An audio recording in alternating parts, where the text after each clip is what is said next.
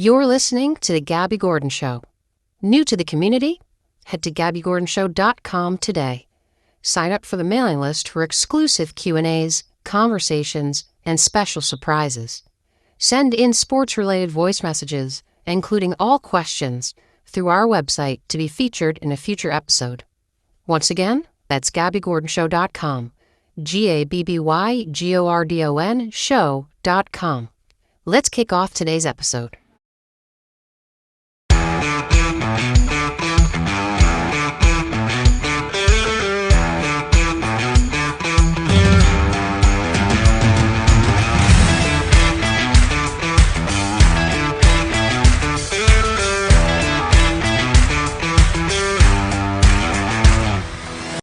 What is going on, sports fans? You are listening to the Gabby Gordon Show. My name is Gabby Gordon, welcoming you to a fresh football Friday, December 29th, 2023, years after zero, and the final show of the year. The next time that I see you will be on Tuesday, January 2nd, taking January 1st off for the show. So we will not have a show next Monday, but we will be back to the regularly scheduled program on Tuesday, and that will officially be the first show of 2024. If you're new to the community, welcome. Cannot be happier to have you here. Go to GabbyGordonShow.com right now. That's right now, to get all the information you possibly need. Sign up for the emailing list and all that good stuff. Because honestly, how many of you listen to the very beginning of the podcast with nice lady reading over the script to tell you to go to the GabbyGordonShow.com website? How many of you actually listen to that? If you do, you're pretty awesome. So now that you probably don't, I'm telling you to. Go to GabbyGordonShow.com. It will be your New Year's gift to me and your belated Christmas gift to me, and make it a New Year's resolution to never miss an episode of the show. Speaking of New Year's resolutions, I honestly haven't given mine much thought at all. I don't know what it is with New Year's resolutions, but I have been quite awful at sticking to them in the past couple of years. And so I never truly put one out into the universe come New Year's Eve. It's kind of just like I'm going to try and be healthier overall. I'm going to try and be more productive overall. I'm going to try to be kinder to others overall. And it's just kind of a very, very, very broad New Year's resolution. So, with that being said, if you have any New Year's resolutions, please let me know. You can go on Twitter. You can go and DM me on Instagram. You can go onto the TikTok account. Let me know what your New Year's resolution is. I'd love to hear what you got. Maybe it's sports related, to not care too much about the New York Jets and let it ruin your life. Maybe it's to care a little bit more if you're a Patriots fan who wants to never show their face into the light of day ever again. Or maybe it is just eating healthier and being a better person. I think everybody in this world could use a little bit more kindness. So let's all strive heading into 2024 to be damn good fans of our sports teams, no matter what the outcome is of the season. But not just damn good fans, damn good people. Let's be damn good people today, forever, and always. With that being said, and my little words of inspiration, let's get started on today's show.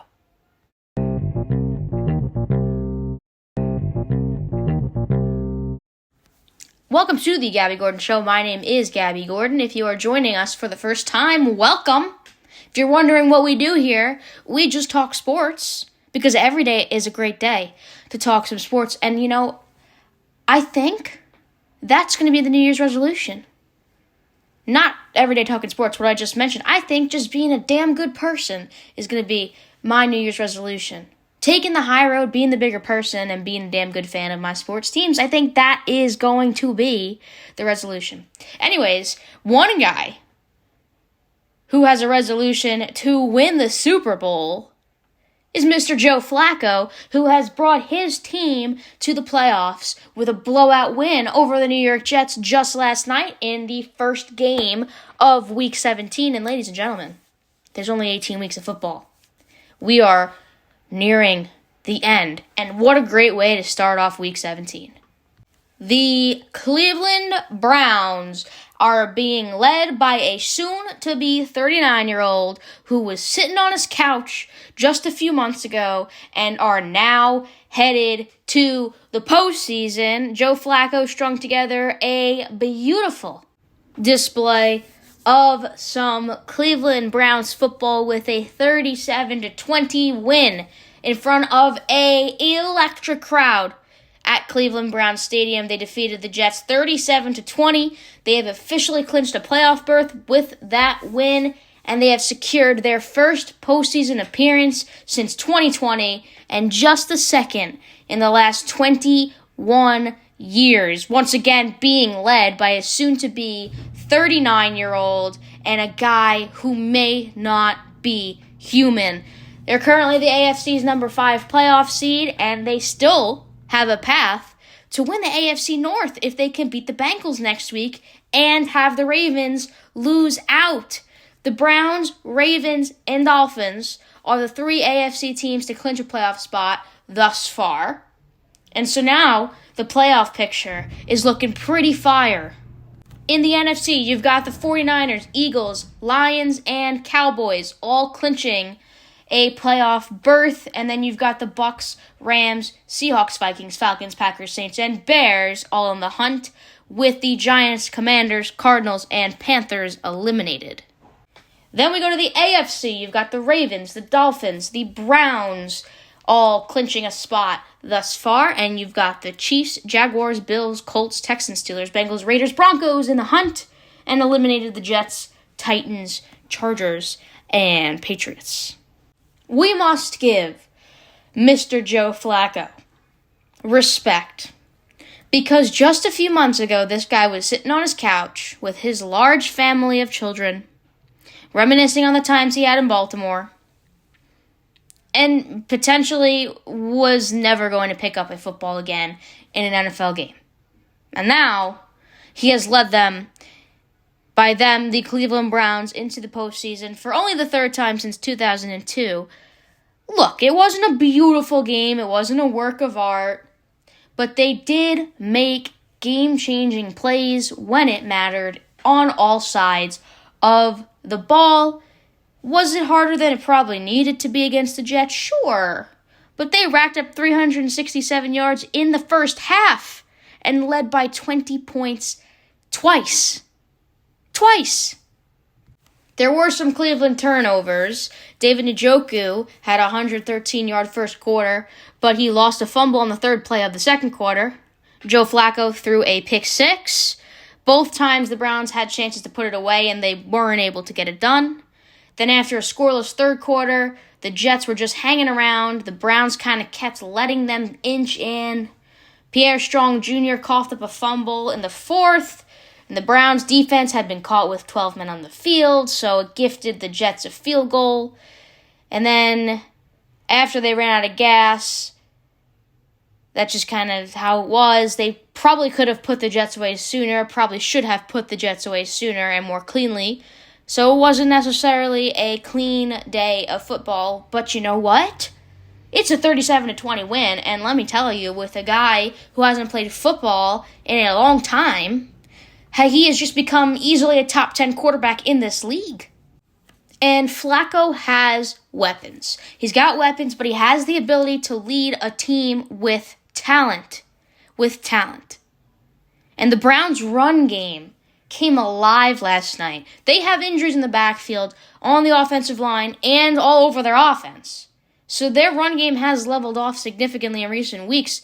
We've seen Flacco really slinging it across the field because they don't have much of a run game.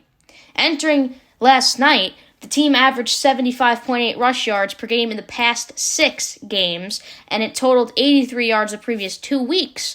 But yesterday was a huge step in the right direction, and no better time to get your run game going than right now, as the Browns ran 28 times for 127 yards with Jerome Ford, Kareem Hunt. Those two both led the way. Jerome Ford ran for 64 yards and had 2 receiving touchdowns. So you got a guy out of the backfield who's also got your receiving covered, and then Hunt ran for a score as well. Strong Jr. even chipped in with 29 yards, rushing on only 4 carries. He did lose a fumble, like I mentioned, but it was the first time that the Browns have collectively averaged 4.5 yards per rush or higher since week 10. And then when the passing game slowed down and the Jets were kind of, figuring out the system a little bit, they were able to come up with a plan B. And that hasn't always been the case with this team this season. Which if you're watching this game, even though it wasn't perfectly clean on the offensive, defensive, special teams front, this is a sneakingly promising development as the playoffs draw near, and now the Browns are in it. So they're in it to win it. So if you can get the run game coming alive now, so you've got Joe Flacco, whose confidence is probably at an all-time high right now, than it has been in a long time since his time on the Ravens. You've got that confidence, plus a run game that is starting to work, plus guys like David Njoku who are freaks of nature athletically. You see David Njoku after the game down in a beer. I believe it was a can of beer in the stands. He's always warming up with his shirt off. I mean, Flacco's got to love that because it brings out the young in him again. And he did actually say in an interview, he feels like he's 10 years old playing this game all over again. That makes for some good football on all sides. The guy had a career best 296 passing yards and threw for 3 touchdowns in the first half. Forget about the pick 6. He had a career best. This guy was sitting on the couch a couple weeks ago with no idea that he was going to be leading the Browns to a postseason berth, and now he's putting up career best numbers. He's almost 39. That's pretty amazing. And might I remind you that the Jets had every opportunity to bring Flacco onto the squad. He literally told the Jets, hey, you need a backup. I'm ready. I want to play football again. And the Jets were like, no, we're good. We got Zach Wilson. We've got that. We got our guys. Aaron Rodgers may come back this year. We don't need you. We got this. We're only Aaron Rodgers away from winning a Super Bowl, Yeah. Come on. Well, that begs the question, are the Jets really only Aaron Rodgers away from competing in the football? In the football games, is he their missing piece? It can't really truly be fair to pose this question just based on last night. But watching the Jets get just undressed in the first half, even with the Browns making mistakes, that really begs the question of whether or not they have the roster they used to have in August, when the world was excited, when New York was excited heading into this season. When Rodgers signed with the Jets, there were talks about Super Bowl contention possibilities. Definitely a playoff lock. They had the best defense. They had Sauce Gardner and the studs of Breece Hall and Garrett Wilson. And then they had Rodgers coming in with new life to bring up to the team. But I think this team is so far from what it was in August that even with Rodgers coming back next season, it is not going to bring the excitement that it had. Amari Cooper has been a stud all year, and the Browns did not have him last night. And the defense for the Jets was still able to allow 376 yards, which is more than they have allowed in all but 4 complete games. The reason that you could bring up the point that with Rodgers this season's a lot different is because the Jets have lost close games this season to the Chiefs, the Raiders, the Patriots, the Falcons.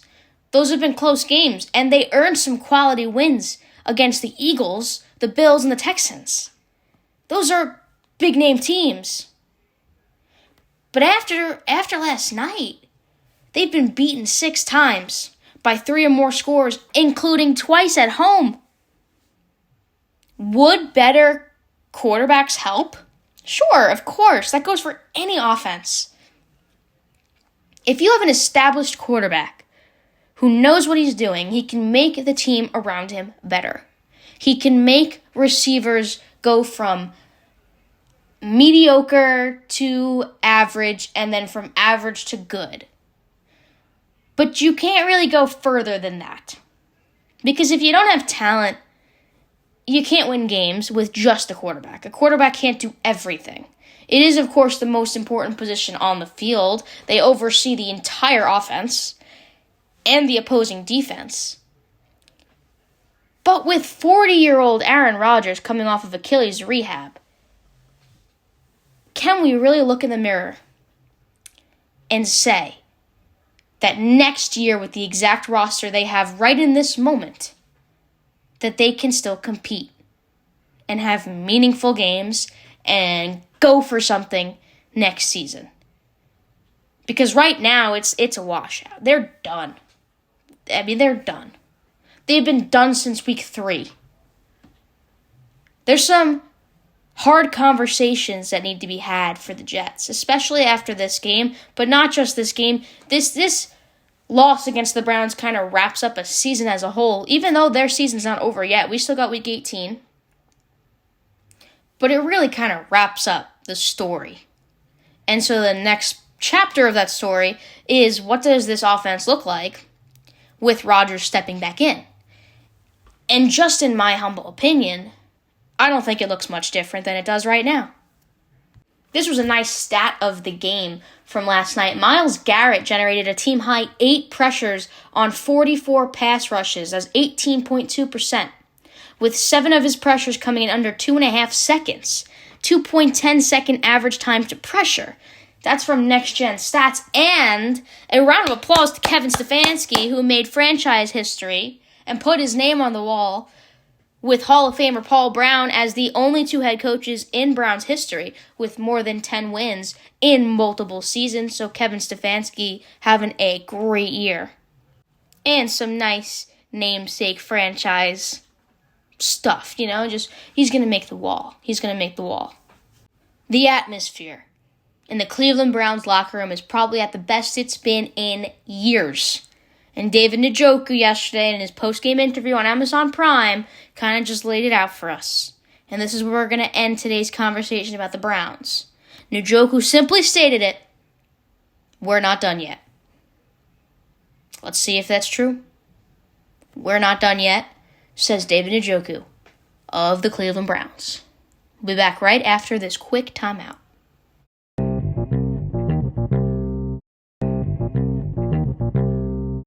Welcome back to the Gabby Gordon Show. My name is Gabby Gordon. Now, I said at the beginning of today's show, we've got some Fresh Football Friday stuff. So Fresh Football Friday is a new segment we're going to do.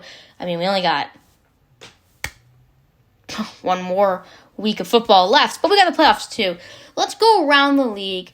We've got some quick little news to note, and we're going to start off first with the Pittsburgh Steelers, who have had quarterbacking troubles all year. They've gone to their 3rd string. They've been through so many quarterbacks, and now they have hosted 2 more quarterbacks just ahead of their Week 17 matchup with the Seattle Seahawks. The team brought in Adrian Martinez and Matthew McKay to work out for them, likely viewing both quarterbacks as potential options for the future. Now, they've got Kenny Pickett, Mitch Trubisky, Mason Rudolph. They've been through all of them. All 3 of those guys on the active roster. And Trace McSorley, remember that guy? The whole TikTok song, Trace McSorley on the practice squad. So the Steelers could view these 2 tryouts as candidates for future contracts in the offseason. And I got to be real with you here, I haven't heard of either of these guys ever. So let's talk about them. I've heard of them, but I don't know much about them. Adrian Martinez signed with the Detroit Lions after the 2023 NFL Draft, but he only spent a short period of time in Detroit, and then he recently signed with the Birmingham Stallions of the USFL. In his college career, he played for Nebraska and Kansas State. He threw for 9,331 passing yards, 49 touchdowns to 30 interceptions, and added 2,847 rushing yards and 44 touchdowns to his college total. So the Stallion could become the Steeler. And then on the other side, Matthew McKay played for 3 schools, during his time in college, starting at North Carolina State before transferring to Montana State and then Elon. As an undrafted free agent out of this past year's draft, he received a rookie minicamp tryout with the Cowboys, and he recently signed with the San Antonio Brahms. So, is this desperation mode for Pittsburgh?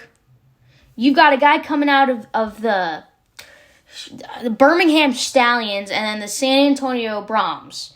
Two guys who I've honestly never heard of before. You've already been through 3 quarterbacks in the regular season. Kenny Pickett, Mitch Trubisky, Mason Rudolph, still on the active roster. There's conversations about Trace McSorley on the practice squad. Have the Steelers hit the panic button at this point? Has Mike Tomlin hit the panic button? Because it really sounds like it. And even despite the potential panic button that has been pressed, there's still playoff implications for Sunday afternoon, when the Steelers, who are 9th in the AFC, are going to be visiting the Seahawks, who are 7th in the NFC. So this is a matchup of both Super Bowl winning and likely Hall of Fame coaches, Mike Tomlin and Pete Carroll. Should the Steelers win, it's going to guarantee a 17th straight non-losing season for Mike Tomlin, which we didn't know if he was going to be able to reach this year. That's going to extend his NFL record to begin a coaching career. 17 straight non-losing seasons. So I'm going to put in my little handy-dandy New York Times, how can the Pittsburgh Steelers make the playoffs, numbers here for you. Even though they are, let's just get the numbers down, and then we'll talk about the panic button. Right now they sit at 12% chance to make the playoffs. 88% says they're out. If they win on Sunday, it doesn't help much because they're only going to be up to 22%. Then they have the Ravens in Week 18. Let's say they win. They're basically in at that point. Not totally, but 89%. And then if they lose that one, they have to win out. And even then, it's not guaranteed. So even though they beat the Bengals on Saturday of last week, they're increasing their chances to 12%. As some other things have to happen throughout the league as well. It's just I can understand why the panic button's being hit, why we're trying out 2 new guys that we've never heard of before. It's probably because we're kind of ready to prepare for next season, because this season's pretty much over without it truly being over. Fresh Football Friday continues as the Cardinals have gotten some pretty good moves and news. Sorry, I'm so ready for the weekend. They've gotten some good news on Kyler Murray, and they could see him on the field this week. They're expecting him to play against the Eagles on the road, and look, the Eagles look like trash. This could be a good game for him. This could be a really good game for him. He missed the first 9 games of the year after recovering from ACL surgery, but he has played in each game since his return. Last week's loss for Chicago saw his first game of the year where he threw for multiple touchdowns with no interceptions and also posted his highest passer rating of the season at 97.5. Now, we should see Arizona releasing their official list of game statuses later today. Maybe even by the time you're listening, you may know the answer before I do. But it appears that Mr. Kyler Murray may be in this game this week on a tough road matchup come Sunday, because even though the Eagles have been trash lately, it is still a tough matchup for Kyler Murray, especially because he hasn't had a full season and he's only on 1 day of practice. So it's toss-up. It's the Cardinals. They're not a good team. But in that same respect, neither are the Eagles right now, so that could really go either way. Moving on, another team, a team that's having a much better year than the Cardinals. The Dolphins have announced that quarterback Tua Tagovailoa will start with a left thumb and quad type injury he's been dealing with, and Jalen Waddle has been ruled out. That is going to be against the Ravens. Tough game for them. Dolphins boys there, limited in practice with left thumb and quad injuries. Quarterback will start, quarterback Tua Tagovailoa. However, his best receiver, Jalen Waddle, will be ruled out. After suffering a high ankle sprain in last week's win over the Cowboys, he did not practice Wednesday or yesterday, so Mike McDaniel did announce that Waddle will be sitting this week. And this is going to be a tough one for Tua, especially if he's not 100% healthy, because the Ravens' defense has been stellar. Miami clinched the playoff berth. They're in it. But with a win Sunday, they would clinch the AFC East, and their hopes for the number 1 seed would stay alive. So even though they clinched, this is still seen as a must-win game for this team. And we went into it a lot this week about how Mike McDaniel's the guy. He talks the talk, he walks the walk. The team's great. Uncle Dan Marino is spreading his knowledge and wealth to the team as well, especially to Tua and to those boys, those starters. And having Dan Marino must honestly be like having an angel on your side, because it's Dan Marino. And the fact that they're on a relationship basis where Mike McDaniel can heckle him, mess around with him, and joke around with him, and it's normal. And they do gift exchanges. Got the isotone gloves for Christmas that Uncle Dan gave to the Dolphins in their meeting room, if you watched on Hard Knocks. I think they can do this. I said it again. Why not the Miami Dolphins? Everything is going right for them right now. Their team has the best energy in probably the entire league. The Browns are probably a close second right now with the energy going on in that locker room. But I think Miami has the coolest coach in the league. Potential Coach of the Year candidate. And they've already clinched a playoff spot, so mood is high. The mood is got to be sky high in Hard Rock Stadium. And they will be hosting the Ravens at home at 1 p.m. on Sunday. I can't wait for that one. That's going to be a fun game to watch. What ultimately decides that game, you may ask? Clean football. The Dolphins have to play clean football on all sides.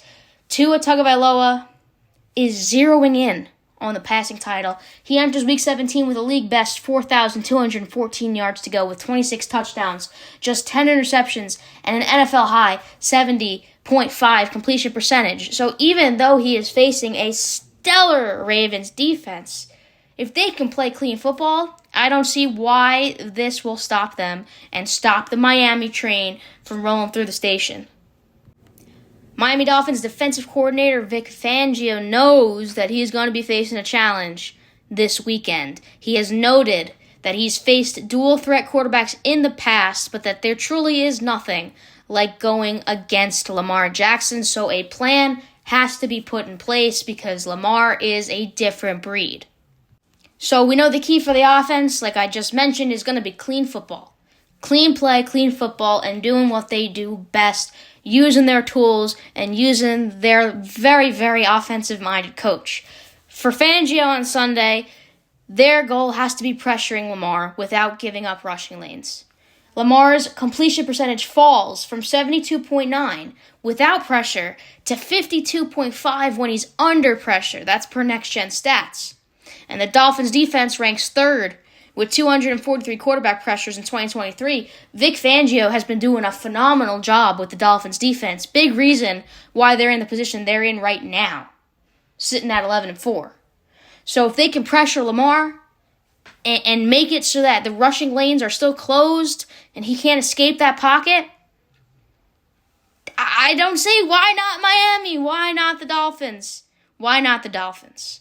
And you'll have heard it here first when we talk next week on Tuesday, and the Dolphins have clinched the AFC East. Moving on, and if this one might be a doozy, this one might take a long one. We got a lot to talk about with these two teams here, so this might be our final Fresh Football Friday kind of deal. But the Bengals and the Chiefs will be facing off this week at Arrowhead, 425, and Jamar Chase had some interesting things to say when he was asked what stands out about the Chiefs secondary. His response was simply nothing. This has become a really nice non-division rivalry between Joe Burrow, even though he's not playing, and Patrick Mahomes. And these two teams, with these two coaches. This year's meeting may not be as exciting because both of these teams have sucked as of late, but Chase made sure to add some sizzle into this Week 17 game. He was asked what stands out about the Chiefs' secondary, and his crystal clear statement was, quote, "If I'm being honest, nothing." Asked about Chiefs safety Brian Cook, who played his college ball in Cincinnati, Chase didn't exactly throw bouquets at him either. He actually said, "I don't even know who that is. Is that number 6? I don't know, man. Just a guy to me. He ain't Jesse Bates to me." You want to go into comparisons? It's not the same. Just saying. That's got to fire up the Chiefs, who have had questions surrounding their entire team for weeks now, especially all starting with Kadarius Toney and his offsides call. And the Chiefs have not been the same since Patrick Mahomes mouthed off to the refs out of anger, mouthed off to basically Josh Allen, not directly, but complained in his arms when they hugged it out after the game. The conversations about Patrick Mahomes and his leadership and his attitude behind Travis Kelce and his talent and that entire team has not been the same for at least the last month. This is even more of an important game for the Bengals' playoff hopes. Both teams need to win this game for different reasons.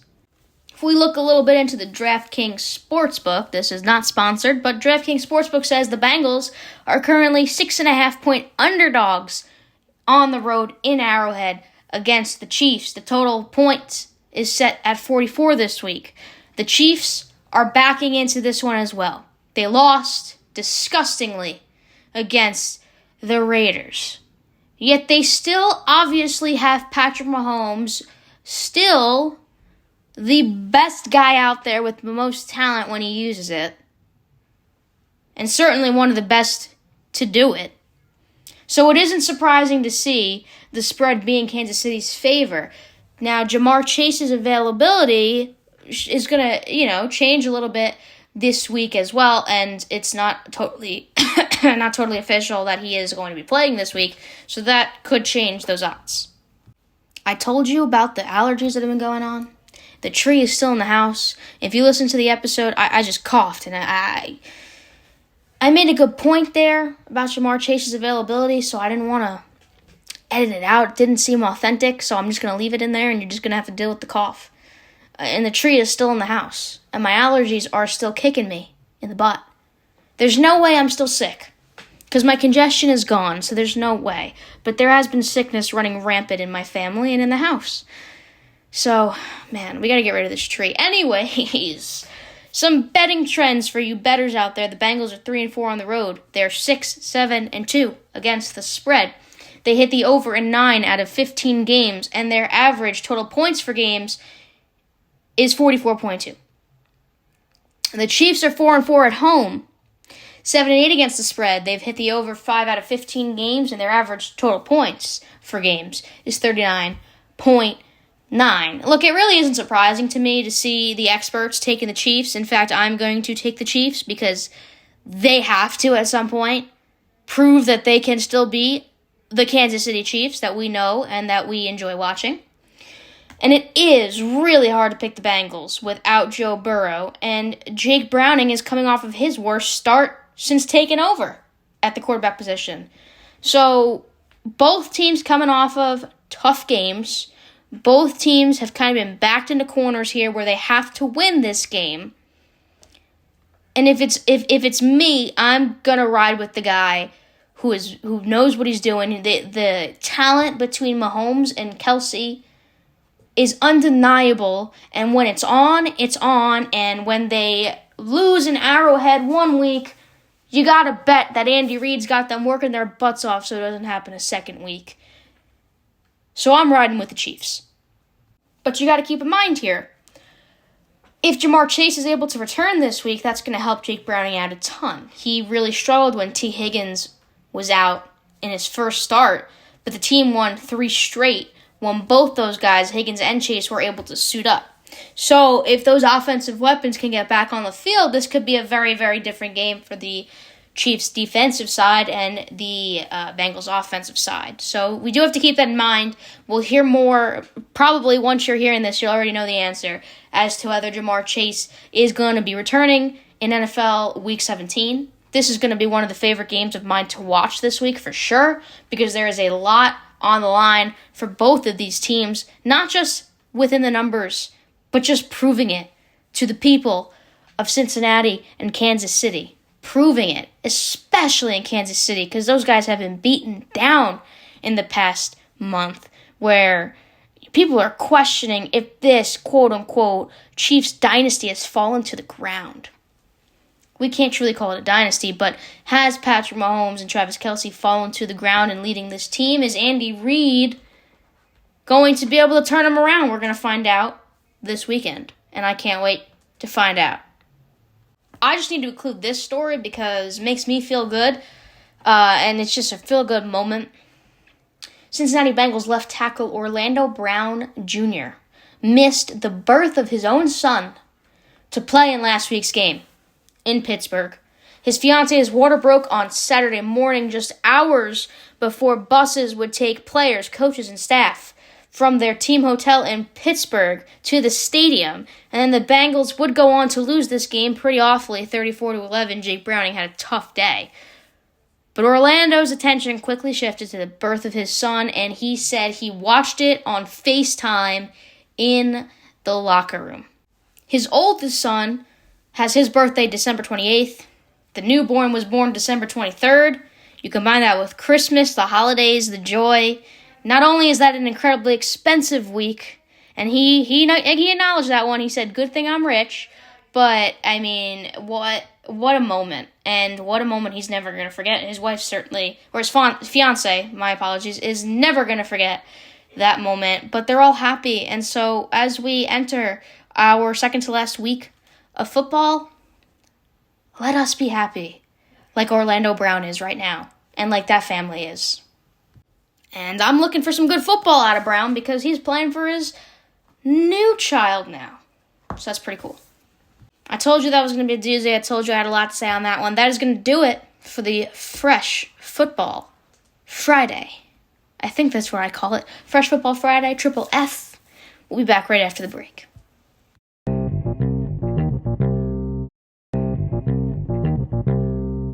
Welcome back to the Gabby Gordon Show. My name is Gabby Gordon, and guess what? The college football playoff has nearly arrived. Months of speculation about who would end up in the Final Four. Another month of trying to figure out what will happen in these games once the teams were announced. We have finally reached the point where the only thing left to do is have the teams play and end the debate themselves. Doesn't mean that I'm going to stop trying to figure it out before the kickoff. So we got a ton of really hot questions right now leading into college football. Will Michigan, under J.J. McCarthy and under Jim Harbaugh, finally get over the hump and win the college football playoff for the first time in 3 straight appearances? It's their first time as a number 1 seed, on the way to bringing the Wolverines their first national championship since 1997. My next question, will Washington and Michael Penix Jr., are those two going to be able to continue to prove their doubters wrong while continuing their undefeated season as the number 2 seed? Number 3, Texas, has already shown that they are back, but the Longhorns are just the 3rd Big 12 team to ever make the CFP, and it might just be all the way back if they can win their first national crown since 2005. And then we move over to Alabama, which has controversially entered the field at number 4 over undefeated Florida State, and now must prove that that choice was the correct one. Will the Crimson Tide be able to reclaim their throne? Will Nick Saban be able to reclaim the King's chair and continue the streak of winning national titles at least once every 3 years at Alabama? We're going to find out soon enough. But let's try and figure out what's going to happen on New Year's Day. We got some good games tomorrow. Don't get me wrong. But since we don't have a show on New Year's Day, and since I'm not going to see you or be able to connect with you until the Tuesday, January 2nd, we got to talk about it now. We got to use the rest of the time to talk about the biggest questions in sports, and that is the 2023 Rose Bowl we're going to start off with. Number 1, Michigan, and number 4, Alabama. I have said this from the beginning, and obviously that there's some other really talented teams that Michigan has to overcome if they want to make it to the championship and win the national championship. But if they can get past Nick Saban and Alabama, I think they can go all the way. All things equal, the outcome of this game is going to be a coin flip. Michigan has been one of the most dominant teams in the country, and while it doesn't nearly have the same level of success that Alabama has in the postseason under Nick Saban, Jim Harbaugh is far from opposite. And this is not your typical Alabama team. We've seen the Crimson Tide struggle against inferior competition at times this season, and the Wolverines' defense is legit. They're dogs. It's going to cause the Tide plenty of problems. So if I'm going to make a pick, I'm going with Michigan, but it's hard to pass up Alabama as an underdog. The Tide has captured 3 national titles in this format and won more playoff games, that's 9, than any other program. Michigan's yet to win one despite consecutive appearances. Maybe Michigan's first will come in the Rose Bowl on New Year's Day, starting off the new year right for Jim Harbaugh and the squad. So I'm riding with Michigan because I think the motivation is all on their side. 2023 Sugar Bowl, number 2 Washington versus number 3 Texas. Look, these teams have a lot in common. Both are led by terrific offensive play callers who really do a great job of creating ways to put the ball in their stars' hands. Both have excellent quarterbacks that have serious talent surrounding them at the skill positions and have strong offensive lines. That altogether makes a recipe for really great football. If I had to pick a difference between them, it's got to be defensively. Texas's defensive line could be the best in the country. Without a doubt, it's going to be the best defense that the Washington offense will have faced this year. But what is the problem for number 3 Texas? It's got to be their secondary on defense. And that is a terrible place to have problems when you are going against guys like Michael Penix Jr. and the Huskies. My suspicion is that this game is going to be a back and forth. And we're going to see a lot of points on the board. I think this is going to be an exciting, high-scoring game. Texas strikes me, from what I've seen, as the more complete team overall. So I am going with Texas. But I don't see that there's any reason that the Huskies can't come in there and kick some Texas butt. This game's going to be all about points and points and points and points and points and more points. I'm not really confident in the choice to pick Texas. I got to be real with you. I think this is a serious toss-up game. I think we're going to see insane plays that we get to talk about on Tuesday. I think we're going to see a lot of points put up on the scoreboard. But when you give 2 great play callers nearly a month to prepare for a team and figure out weak spots all month long, they're usually going to be able to do that.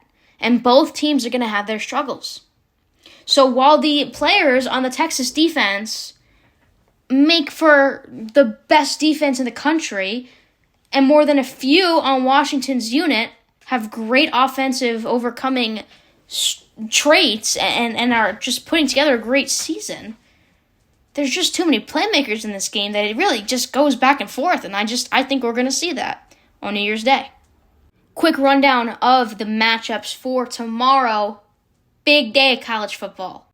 Saturday, December 30th, starting at 12 p.m., kickoff in Atlanta, Georgia, the Peach Bowl between number 10 Penn State and number 11 Ole Miss. You got the Music City Bowl at 2 p.m. in Nashville between Auburn and Maryland. The Orange Bowl between number 5 Florida State and number 6 Georgia. That's in Miami Gardens, Florida at 4 p.m. The Arizona Bowl Pretty lame name. In Arizona, between Wyoming and Toledo. That one kicks off at 4:30. Then on your New Year's Day, you've got number 13 LSU versus Wisconsin, number 17 Iowa versus number 21 Tennessee, number 8 Oregon versus number 23 Liberty. Those games kick off at 12, 1, and 1. And then like we just discussed, you've got the Rose Bowl at 5 p.m. in Pasadena, California, and the Sugar Bowl at 8:45 p.m. in New Orleans, Louisiana. If this ain't the best time of year for football fans, whether you're NFL-based, whether you're college football-based, whether you just like to watch the game in general, I don't know what best time of year it is. We've got the holidays that just passed. We're preparing for a new year. Got those New Year's resolutions written down if you're actually doing it. I've decided my New Year's resolution, and we decided this together in the beginning of the show, is to just be a damn good football fan, damn good baseball fan, hockey fan, NBA fan, and overall a damn good person. And I hope you strive to do the same. I am so very excited to watch college football. We got some on today, right now. You may even be watching while you listen to the sound of my annoying voice. Could be. We got great matchups tomorrow. We got the NFL, college football. We got NBA still giving us stuff. We got hockey going on. We got MLB news right around the corner because once we cross the curve of the new year, we're looking forward to spring season now and spring training. And I'm getting my tickets, y'all. And so it's the best time of the year if you're a sports fan. And every day is a great day to talk sports, but especially now is an even better time to talk sports. So with all that being said, that's going to close out our final show of 2023. Next time I see you, it'll be a new year with new records to be broken, new feats to climb, new mountains to cross over, and some pretty exciting sports to still talk about. Happy New Year to all of you who celebrate the New Year. Make sure you stick to those New Year's resolutions. Don't give up in the first week. Give it at least 2 weeks before you decide to drift off to your old ways. All right, give it at least 2 weeks. I don't want to hear about that stuff on the Tuesday when we get back. As I just said, reminder, no show Monday, January 1st, but we'll be back Tuesday, January 2nd, 2024. Thank you so much for listening and tuning in. As always, my name is Gabby Gordon. Go to the website, GabbyGordonShow.com, for all the information you need. So blessed to have you here. Happy New Year. I'll catch you next time.